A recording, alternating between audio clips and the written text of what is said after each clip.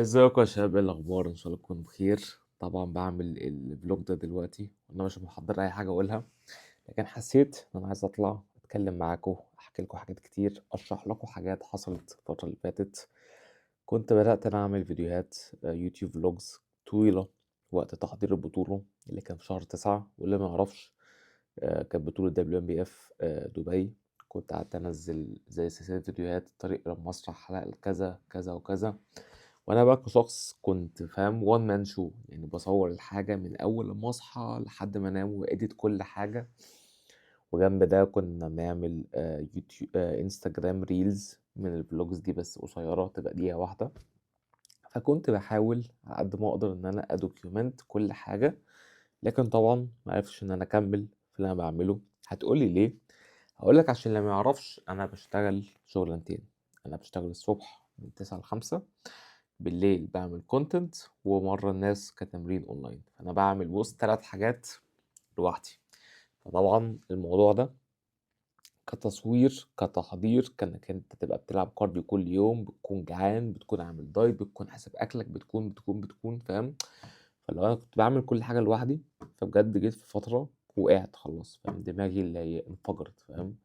بروح الصبح اشتغل من 9 ل 5، وانا في الشغل بحاول ايديت شوية فيديوهات، احاول اشوف اي ساعة اي وقت فاضي، اخلص اروح الجيم اتمرن ساعتين، بكون جعان ارجع يا دوبك استحمى ابوست الفيديو ارد على الكلاينتس انام واعيد تاني، فاهم؟ فما كانش في اي وقت خالص. بس ما علينا يعني، بس ايه، بحكي لك بفضفض لك من القلب. فايه اللي حصل في البطولة وايه اللي هيحصل الفترة الجاية ان شاء الله؟ طبعا سافرنا الحمد لله دبي. سافرت مع كابتني واخويا يعني كابتن الفورمة، وسافر معايا. بجد الراجل ده يا جماعة يعني انا عرفته وقت تحضير البطولة، ولحد دلوقتي اهو فات ايه بعد البطولة 6 شهور مثلا، فاهم؟ احنا بقينا اكتر من اخوات. يعني بجد ده بالنسبة لي المكسب الاساسي في الرحلة دي. سافرنا يا باشا دبي ورحنا WNBF، حضرنا كل حاجة، وده كان حلم من أحلامي إن أنا أخش بطولة زي كده أو ألعب بطولة عامة. عشان برضه اللي ما يعرفش، أنا كنت شخص تخين جدا جدا جدا زمان، كنت أوفر ويت. فإن أنا أخش الجيم وأغير عادات أكلي وعادات تمريني وأعرف أتحول، وكمان أساعد ناس إن هي توصل الهدف بتاعها، عشان أنا كنت مكانهم في يوم من الأيام. وكمان لأ، أسافر وألعب بطولة دولية والحمد لله آخد فيها رانكينج، ده بحد ذاته يعني أكبر إنجاز بالنسبة لي. فهحط لكم برضو هنا شوية فيديوهات للبطولة في الأوفرلاي بقى. شوف أنت هنا لسه أنا هيديت يعني الموضوع ده، فاهم؟ لعبت بودي بيلدينج وكلاسيك فيزيك. كان نفسي ألعب فيزيك بس ما اقدرش للأسف، عشان زي ما قلت لك أنا كنت تخين جدا زمان، فعندي اكسترا سكين كبيرة. فده طبعا كشكل جمالي يخسرني أو يخليك إنك أنت ما تعرفش ألعب حاجة زي كده. فزي ما انت شايف طبعا المستويات كانت عاملة ازاي. يعني WNBF دبي مستويات هناك بتكون قوية جدا، يعني بالذات الأفارقة بقى، فاهم؟ جيناتيك فريكس يعني. فالحمد لله يعني عرفت إن أنا أحقق مركز توب 6.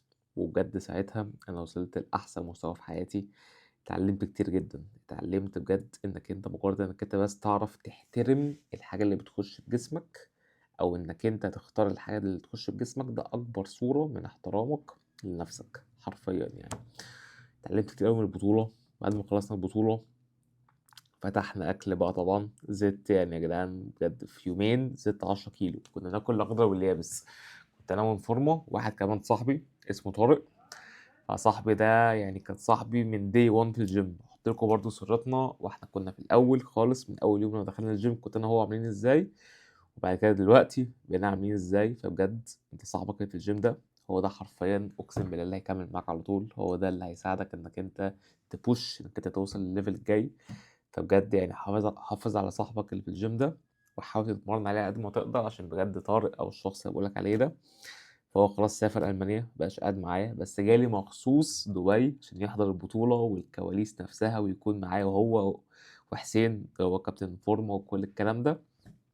فبجد دي لوحدها حاجة يعني فلوس الدنيا لا تغني عنها.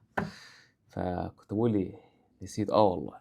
فخلصنا اكلنا بقى الاخضر واليابس في دبي، اكلنا بجد كتير جدا جدا جدا وانبسطت بجد. زيرو ريجريت. كان نفسي طبعا اجيب مركز اعلى من كده، كان نفسي اخد ميداليه، كان عندي يعني توقعات اعلى من كده، عشان انا كنت واصل يا جدعان لمستوى قوي جدا. كنت بجد واصل لمستوى نشفان فورتيكا، posing باعرف، كتلة عضلية muscle mass موجود. ممكن المشكلة كانت في الرجل شوية مع الoverall بقى growth، فاهم؟ يعني أنا كنت فاكر إن أنا أكبر حد وإن أنا جامد بقى ومقفل اللعبة، لأ عادي، دايمًا في اللي أكبر منك، الكبير في اللي أكبر منه. دي حاجة أنا اتعلمتها وحاجة أنت كمان محتاج تتعلمها في الgym، عشان لو في شخص أو في ناس للأسف ساعات تبقى مغرورة، فاهم؟ مش هاقول لك أنا كنت مغرور، كان باقول لك ما تقعش في الفخ أو في الtrap ده. خلصنا يا باشا البطولة، رجعنا مصر. طبعًا يعني أول أكلة مع العيلة مع الفاموليا، قُلت لوالدتي جهّزي لي كذا وكذا وكذا وكذا. رجعت بُص لقيت حتة أكلة وليمة، كنت يا جدعان باكل خلاص لحد ما باموت ومش قادر. ده بقى هنا حاجة خطيرة جدًا، جدًا، جدًا، اسمها يا باشا food freedom. تخيل نفسك دلوقتي إنك أنت دخلت محل في أي مول، محل غالي جدًا فيه كل أنواع الموبايلات اللي في العالم، وقال لك لمدة ساعة واحدة كل الموبايلات دي هتكون ببلاش. هل أنت هتروح تاخد الأيفون 17 برو بس موبايل واحد وتمشي، والّا هتحاول تاخد كل الموبايلات اللي هناك وتخرج؟ هتحاول تاخد كل الموبايلات اللي هناك وتخرج. فدي نفس الحاجة، أنت هتفضل قاعد عامل دايت 6، 7 شهور ورا بعض متواصل بكارديو، دايت عنيف، دايت بقى بطولات مش healthy lifestyle ولا flexible dieting ولا كده.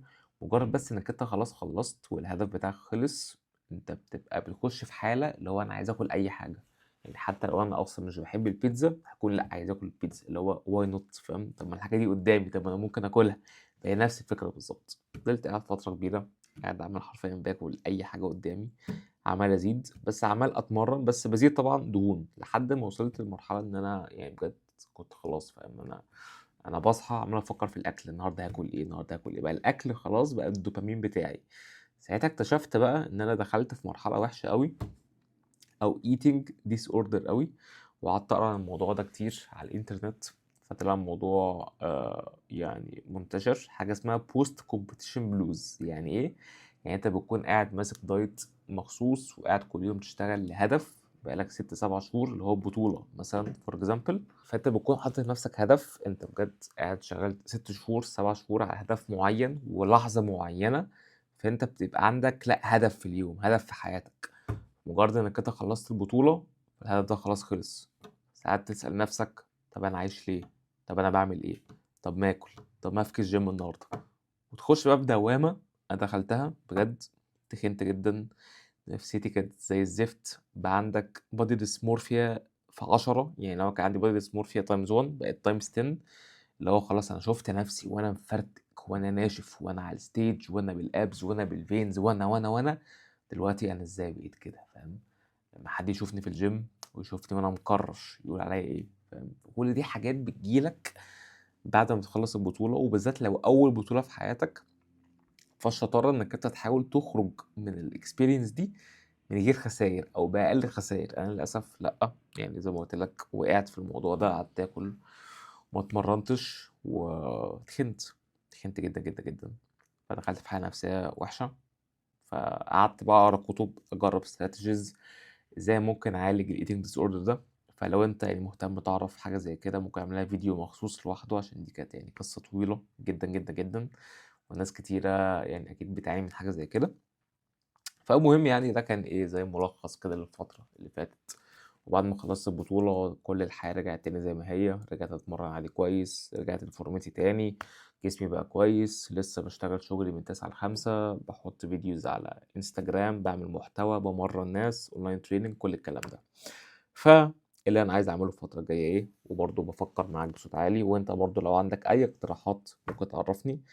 عايز أبدأ أعمل YouTube vlogs زي دي كده، بس تكون بقى طويلة. وبرضه بافكّر أشتري كاميرا مخصوص للموضوع ده.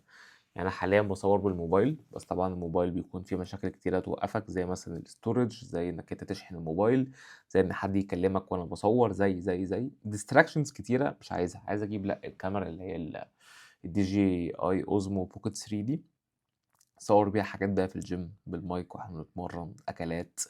أورّيك إزاي أنا باعرف إن أنا أعمل time management في حياتي ما بين الشغل بتاع الصبح، التمرين، شغلي التاني اللي هو العملا الclients وحياتي بقى الشخصية نفسها إزاي باعمل كل ده في 24 ساعة، عشان بجد يا جماعة بيصعب عليّا جدًا لمّا باشوف حد مثلًا في الجامعة أو بيشتغل أو في المدرسة وييجي يقول لي: "يا coach أنا كان نفسي أبدأ أتمرّن بس أنا ما عنديش ساعة واحدة في اليوم." إزاي ما عندكش ساعة واحدة في اليوم يا باشا، إزاي؟ افتح عندك دلوقتي يعني الscreen time في الموبايل، شوف أنت بتقضّي كام ساعة في اليوم على الموبايل، هتلاقيك بتقضّي 7، 8 ساعات، shift كامل يا باشا على الموبايل فاهم؟ فأنت لأ، دايمًا عندك الوقت ده، المشكلة إنّك أنت مش عارف إنّك أنت ترتّب أولوياتك وترتّب وقتك على حسب الحاجة اللي أنت عايز تعملها. فلو أنتم حابين حاجة زي كده عرّفوني، وأنا كده، دي حاجة أنا هابدأ أعملها جنب الشغل، بس الموضوع هيبقى طبعًا صعب بالنسبة لي، لكن هابدأ أحاول إن أنا أstick 2 vlogs في الأسبوع والّا نبدأ واحدة الأول؟